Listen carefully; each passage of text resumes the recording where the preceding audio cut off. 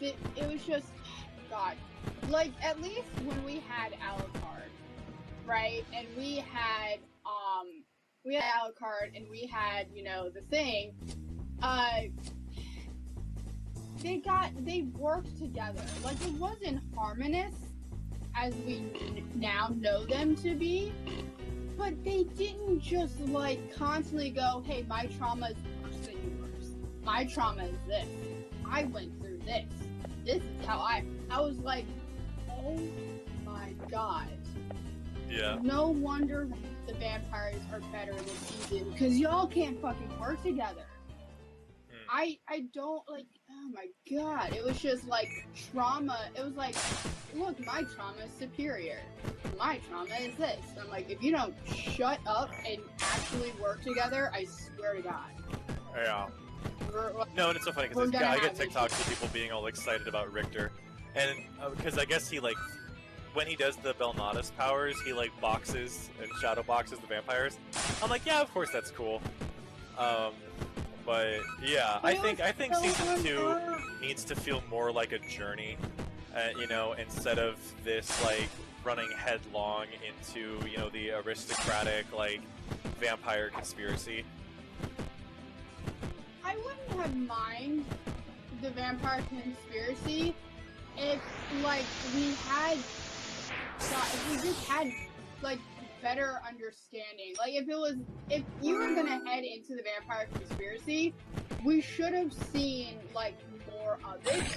Like, it shouldn't have been built, like, it was like, oh, this mysterious savior. And it's like, it took you 6 episodes to show her. Like, you should have shown her sooner. And then, if, like, the characters interacted with her, she would have pretended to just be, like, a lonely, like, a low-level, like, vampire person. Yeah. And then, like, the reveal that she's actually Elizabeth and not, like, this other person. It would have been so much cooler, because we would have been introduced to her, we would have known her a little bit more. And then, like, when it was like, oh no, actually she's, like, the vampire messiah. Like, she's the one who we're all kind of... Because, like, her getting the power was so much more cooler than when Richter got hit. Like, she scared Orlox. Like, you could see the fact that Orlox was, like, fucking terrified.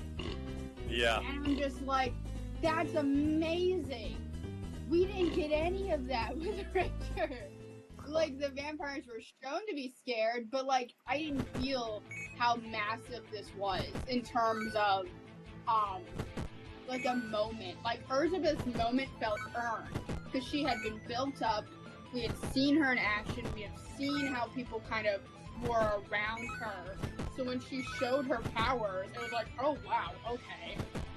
Like, which kind of feels like they're making a concession. It almost kind of feels like then that the first season is kind of full of concessions then, and you kind of feel it like in the writing room, like they were just like, we either have to make Richter look cool or we have to build up Alucard. What do we do? Okay, build up Alucard. It made me very also irritable, because I was excited to see, like, Trevor's line in terms of whatever, and I'm like, this made me almost feel like, why did you choose Richter? Yeah. Like, it made me upset, because then I'm like, you chose Richter when we could have seen everyone else. You know, like, we could have seen Trevor's kids, Trevor's grandkids, and then get to Richter. I don't know why it went from fucking the 1500s to 89 or 81? Like, we went from the fucking Tudor era all the way to the Paris Revolution. Yeah, we did. Why are we doing that? Why did we not go through, like, and I know, like, okay, the games, right? Like, Richter is up, technically, most, you know, in terms of game-wise. But I'm like, I would have felt a lot more connected to Richter had I seen the, like, familiar line go down. Because then I would have been like, oh, this is, like, Trevor's grandson. It didn't feel like Trevor's grandson. It felt like a random dude named Belmont. Yeah. But now that the crew's all here, I hope that, you know, season 2 slows down, because we need that journey again. I want to feel like I am watching, like, Alucard, Marie, and Just, and Richter going around like it's fucking Pokemon Town. Like, that'd be cool. I'm excited for Just and Alucard to interact, because I just know it's gonna be so fucking chaotic. Because Alucard's gonna be like, "Oh, I knew your like great grandfather," and Just is probably gonna be like, "Yeah, so do I. He's in my familial line." And just like having that, I know they're gonna have the banter of like that he and Trevor had, but like with a much older Trevor. Like I just know it's gonna be so funny. And I think though that one of the critiques is that why, as a person, why am I more excited about Juste Belmont than I am about the supposed main characters, and not just Richter, like Maria and the aunt and the voodoo priestess. Like, I'm more excited about a character who's appeared and will appear next season in more episodes, but who we just got introduced to, like, I think episode 5, 6 maybe? Like, he was introduced very late in the season, and I'm like, this is hands down my favorite character. I love him so much. Yeah. No, Absolutely. Because we're so used to, like, the sort of Witcher style, right? Because that's what happened with the first guy, right? Like, what? Because isn't the whole thing, like, the Witcher starts off, you know, the Witchers are this kind of, you know, scarce race of people because Kaer Morhen was sacked or whatever, and people don't like them because they're mutants or whatever. And you look at the Belmonts, and what's happened at the start of the Belmonts in Castlevania is the church has excommunicated them, and they're like, alright, well, good luck fighting those vampires, right? Yeah. Yeah, like, you think they're like a tall tale, like, you know, oh wow, of course you're, Trevor Belmont, the drunkard in the tavern. You know, the speakers, they don't know anything. They're just these fragile people that you have to guard.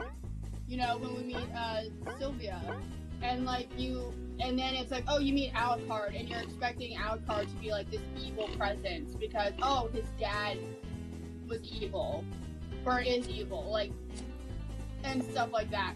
I'm gonna be honest though, Dracula was kind of right. Because, everyone was like, he's so evil. And I'm like, you guys murdered his wife, the mother of his children, or child. Yeah. And you're upset that he's mad?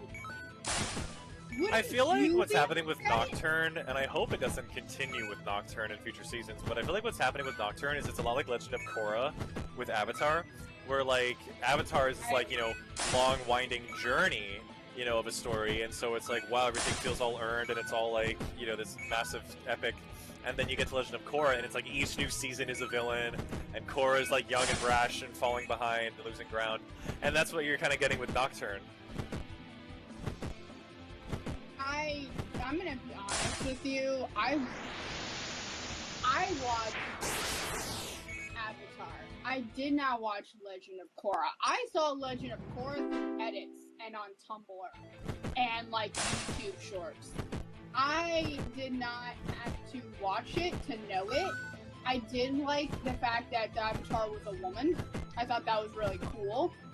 I also like that she was, you know, a bit tanner than Aang was. You know, I thought that was important representation. I do see what people have issues with. I did see that critique of it. I did see the fact that a lot of people thought it was, a lot of it, they didn't like how Sokka was killed off, which I don't understand that either, to a degree. They didn't like that, what's his face? they just like there's a lot of critiques with it, and I didn't watch it because I just was. By the time Korra came out, I was interested in other stuff, and to me, I